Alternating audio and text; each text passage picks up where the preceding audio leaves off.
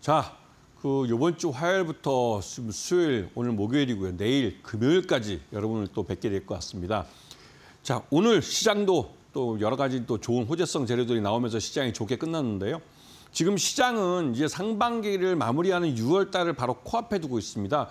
6월 달은 말 그대로 상반기 실적을 확정짓는 그런 달이죠. 그렇기 때문에 5월 달은 그 6월 달의 완성을 위한 하나의 좀 디딤돌이 되는 그런 달이기도 합니다. 오늘 한국은행이 기준금리 인하를 했습니다. 그러면서 우리나라는 연 2.5%까지 금리가 낮춰졌고 이창용 하는 총재가 이후에 그 기자회견에서 추가적인 금리 인하를 예고했습니다. 이 말 뜻은 그만큼 우리 경제가 나쁘기 때문에 경제를 좀 진작시키는 쪽으로 금리 정책을, 그러니까 통화 정책을 가져가겠다는 것이죠. 그러면서 또 한편으로 우리 기업들 이제 기술적인 부분을 더 발전을 시켜서 기술이 이런 트럼프의 관세마저도 이길 수 있는 그런 쪽으로 넘어가기 위한 연구 개발을 많이 하고 있습니다. 이런 쪽을 앞으로의 시장이 흘러가는 시장을 좀 예측해 보시면서 그런 거시경제의 흐름을 타면 주식 투자에서도 분명히 좋은 실적을 내실 수 있을 겁니다. 오늘은 자율주행을 갖고 왔습니다. 자율주행하면 여러분 뭐 자율주행 택시 그리고 또 요즘 이 테슬라가 이 로봇택시라고 해서 자율주행 기술이 접목된 이 사람이 타고 있지 않은 기사가 없는 이 로봇택시를 시장에서 이제 직접 뭐 운영을 하겠다 이런 것들이 나오면서 특히 이제 6월 12일 날 운영이 이제 개시된다고 런칭을 하겠다고 그게 이제 언론 보도를 탔죠. 그러면서 이 로봇택시 때문에도 자율주행에 대한 기대감이 커지고 있습니다. 이 자율주행은 기본적으로 전기차 기술을 기반으로 해서 그 위에 소프트웨어적으로 포팅이 되는 겁니다. 즉, 이 자동차 안에 자동차를 지금까지 우리가 일반적으로 상식적으로 사람이 운전해서 움직이는 거였는데 이 사람의 이 자리를 인공지능이 대체하게 되는 것이죠. 그러면서 자동차 자체가 자율주행을 통해서 이 안에 타고 있는 승객들을 목적지까지 무사히 이동시켜주는 겁니다. 그 역할을 하기 때문에 이 자율주행이라는 것은 그 전기차라는 하드웨어 위에는 소프트웨어로 포팅이 된 것이죠. 이 개념을 머릿속에 넣고 있어야 됩니다. 그런데 왜 자율주행이 필요할까요? 이거는 노인 인구가 많아지면서 우리 한국 사회도 7월 달이 되면 서울시는 초고령 사회에 들어갑니다. 전 인구의 20%가 65세 이상이 되는 것이죠. 그렇기 때문에 이런 자율주행이 필요한 것이죠. 요즘 가끔가다 뉴스에 좀 나오는 게 보면 뭐 70대, 80대 되는 고령령이 운전을 하다가 사고를 내는 경우가 많습니다. 이게 운전 미숙이라고 하지만 연령이 많아지면 그러한 어떻게 보면 생물학적으로 그렇게 실수를 더 자주 하게 될 위험성도 있고 실제로 그런 사고가 나면서 안타까운 사건들도 많이 발생하고 있습니다. 그렇기 때문에 그 연령이 많으신 분들은 운전면허증을 반납을 하고 하는 그런 운동이 일어나는 것이고요. 결국은 자율주행 차가 그러한 이 나이 드신 분들의 거주 이전의 자유를 이 자율주행 자동차가 해줄 겁니다. 지금 현재 이 자율주행에서 가장 앞서 있다고 하는 테슬라 같은 경우는 일론 머스크 CEO가 다음 달 10일 날, 그러니까 다음 달 중에 이 자율주행 택시, 그러니까 자율주행 로봇 택시라는 것을 운영하겠다라고 말을 했고 실제로 6월 10일 날 런칭하겠다라는 게 공개됐습니다. 10대를 갖고 시작하고 이게 곧바로 계속 늘려가서 뭐 가까운 시일 내에 한 1000대 정도 몇 달 안에 1000대를 운행하겠다라고 했습니다.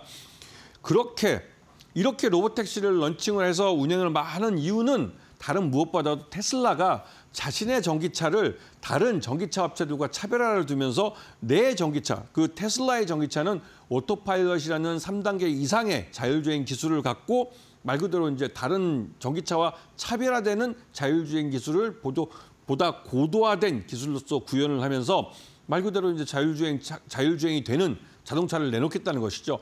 기술적 선도를 통해서 시장 선도를 가져가겠다는 겁니다. 주도권을 가져가겠다는 것이고 결국은 이게 중국산 가격이 싼 전기차에 대해서 이 테슬라 같은 미국 선진국이라는 볼 수 있는 미국의 이런 테슬라가 가져갈 수 있는 경쟁력이라고 볼 수가 있는 것이죠. 이 부분은 우리 현대차에게도 마찬가지입니다. 현대차 그룹도 이 자동차에 대한 부분을 투자를 많이 하고 있는데 실제로 그런데 많이 아쉬운 점이 있죠. 왜냐하면 한국의 우리 현대차, 이 가장 큰 우리 국내 자동차 시장을 가장 선점하고 있는 이 현대차 같은 경우는 아직까지 3단계 자율주행차를 구현하지 못했어요. 그런데 이미 테슬라는 3단계 가장 고도화했다는 오토파일럿을 고도화시키고 있고 벤츠마저도 작년 상반기에 3단계 자율주행차를 시장에 내놨습니다. 그런데 우리 한국 현대차는 아직까지도 2년 전에 정의성 회장님이 그때 이 자율주행차를 3단계 자율주행 기술이 포팅된 차를 시장에 내놓겠다 했는데 아직까지 못 내놨죠.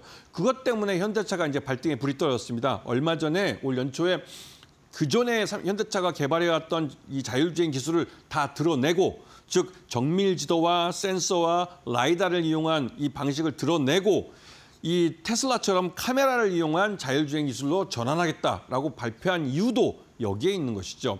결국은 현대차 그룹은 이 뒤처진 자율주행 기술을 빨리 따라잡기 위해서도 M&A에 나설 가능성이 큽니다. 그러면서 또 한편으로 정부에서 국책과제로 이걸 지원을 하고 있고, 또 법과 제도를 정비해서 자율주행 자동차가 우리 도로를 달릴 수 있도록 환경을 만들어주고 있습니다. 이러한 그 큰 거시경제의 흐름 속에서 이제 시장이 변하고 있는 것이죠. 이런 부분을 전하는 말씀을 듣고 와서 각 종목을 갖고 한번 말씀을 드리겠습니다. 네, 오늘 테슬라에서 소식이 나왔죠. 로보택시 다음 달 12일에 출시한다라고 이야기를 했고요. 시간을 따져보면 2주밖에 남지가 않았습니다. 그렇기 때문에 관련주들 흐름 잘 체크해 봐야 될 것 같은데요. 나는 이렇게 관련주들 흐름 따라잡기가 조금 어렵다 하시는 분들 김태훈 파트너님과 함께 해보시면 좋을 것 같습니다. 하단에 보이는 QR코드 스마트폰 기본 카메라 키셔서 가까이 되시면은요. 우리 김태훈 파트너와 함께 공부할 수 있는 링크가 뜨니까요. 접속하셔서 같이 전략 세워보시면 좋을 것 같습니다. 그 밖에 나는 이 방법이 조금 어렵다 하시는 분들은 샵 3772번으로 김태훈 보내주시면 저희가 함께하는 방법 안내해드리도록 하겠습니다. 그럼 저희 자율주행 살펴보고 있었는데요. 관련해서 공략주 한번 바로 살펴보시죠.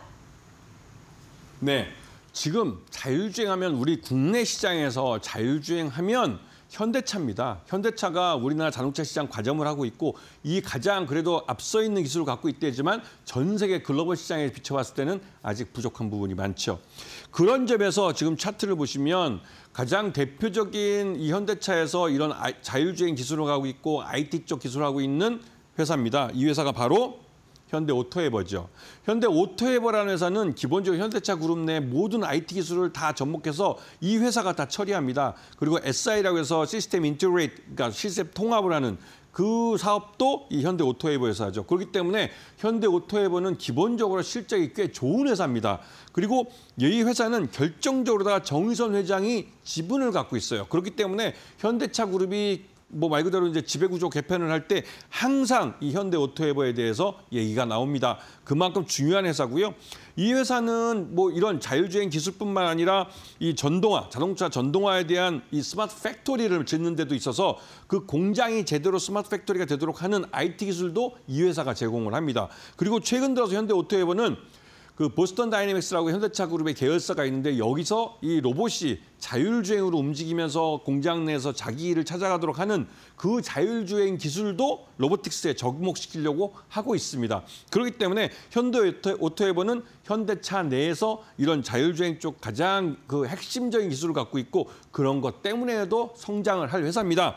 지금 매수가는 14만 원을 제시해드리고 목표가는 18만 원 짧게 제시해드리지만 분기별로 실적을 좀 체크해 보시면 충분히 더 갈 수 있는 종목입니다. 손절가는 일단 아주 짧게 13만 5천 원을 제시해드리고, 항상 말씀드립니다.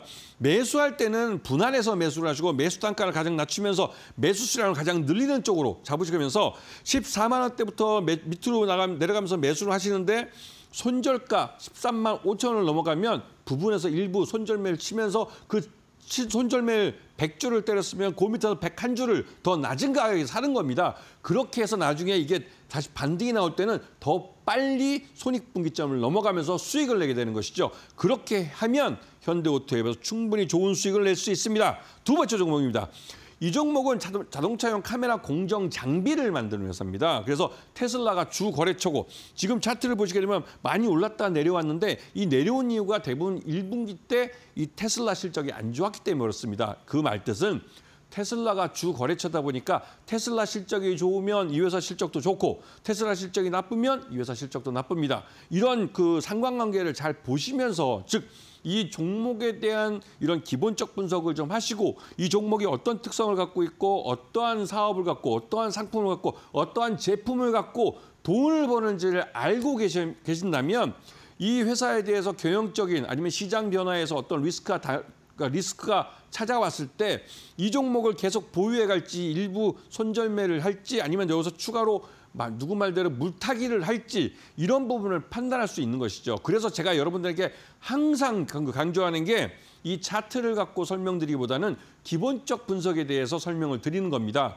기본적 분석을 잘 하시면 내 종목에 대한 신뢰가 생기기 때문에 시장 내 잔파도에 그렇게 흔들리지 않게 되죠. 여러분들이 손해를 보는 건 항상 내가 너무 일찍 팔아서 더 많이 먹을 수 있는 걸 못 먹고 내가 너무 일찍 사가지고 너무 더 싸게 살 수 있는 기회를 놓쳤다고 말씀하시는데 그거는 기본적 분석이 안 돼 있기 때문에 그런 겁니다. 자, 이 회사 퓨런티어입니다. 이 퓨런티어는 기본적으로 자동차용 카메라 모듈 자동화종 장비를 만드는 회사이기 때문에 이렇게 만들어진 이 장비들은 주로 아다스나 자율주행 또 센싱 카메라를 만드는 데 사용되고 있죠. 그리고 이 회사가 현대차가 이번에 자율주행 기술을 완전히 들어엎었습니다. 그 들어엎으면서 테슬라식의 카메라를 이용한 자율주행 기술로 발전하면서 이 퓨런티어의 이런 공정 장비, 카메라 모듈을 만드는 공정 장비가 각광을 받게 된 겁니다. 이 말 뜻은 테슬라뿐만 아니라 현대차도 주요 고객으로 찾을 수 있다는 것이죠. 그리고 여기 결정적으로 아까 말씀하셨지만 이 테슬라 로봇택시가 이제 6월 12일 날 실제로 런칭할 수 있는 가능성이 높아졌다는 것이죠. 그렇게 되면 테슬라의 신차, 이 자율주행 기술은 테슬라 차를 더 많이 판매될 수 있도록 촉진하는 그런 역할을 하게 되죠. 그렇기 때문에 이 테슬라 로봇택시를 경험해 본 사람들은 테슬라 차를 구매할 가능성이 높아지는 겁니다. 매수가 2만 원 제시해드리고 목표가 3만 원, 그다음에 손절가는 19,000원을 제시해드리겠습니다. 자, 이제 전하는 말씀 듣고 마지막 한 종목 알려드리겠습니다. 네, 매도 시점을 잘 잡으려면 이 종목에 대한 선행적인 공부가 좀 필요하다라고 얘기해 주셨는데요. 나는 공부 혼자 하기 조금 어렵다 하시는 분들은 우리 김태우 파트너와 함께 해보시면 좋을 것 같습니다. 하단에 보이는 QR코드 스마트폰 기본 카메라 키셔서 가까이 대시면은 링크가 뜨는데요. 이 링크 통해서 접속하시면 우리 김태우 파트너와 함께 할 수 있는 교육방 나오니까요. 많은 참여해보시면 좋을 것 같고요. 나는 이 방법이 조금은 어려워요 하시는 분들은 샵 3772번으로 김태훈 보내주시면 저희가 참여 방법 친절하게 안내해드리도록 하겠습니다. 공략주 하나 더 남아있는데요. 바로 한번 열어볼까요? 네. 마지막 종목입니다. 제가 앞에 설명드린 것 중에 현대차가 이 자율주행 기술을 개발하는 데 있어서 좀 뒤처졌다고 말씀을 드렸어요. 다른 경쟁, 글로벌 마켓, 자동차 완성차를 만드는 업체들과의 경쟁에서 뒤처져 있는 상태입니다. 그런데 이 뒤처져 있는 걸 단번에 따라잡는 건 M&A가 가장 좋은 방법이죠. 그 M&A 대상이 될 수 있는 종목입니다. 이 회사 같은 경우는 차량용 반도체를 개발하는 회사인데요. 이 차량용 반도체가 말 그대로 자율주행 쪽에 사용되는 그런 기술을 담고 있는 회사입니다. 넥스칩이라는 회사인데요. 이 회사의 모여 회사는 NCN이라고 해서 이 차량용 블랙박스를 주로 만드는 회사인데 이 회사 모회사가 굉장히 좀 어려워요. 실적이 좀 나쁘고 해서 이번에 관리 종목으로 지정이 됐습니다. 이 말뜻은 회사가 어려운 사정을 벗어나기 위해서 목돈이 필요하고 그 목돈을 마련할 수 있는 방법은 자회사를 매각하는 겁니다.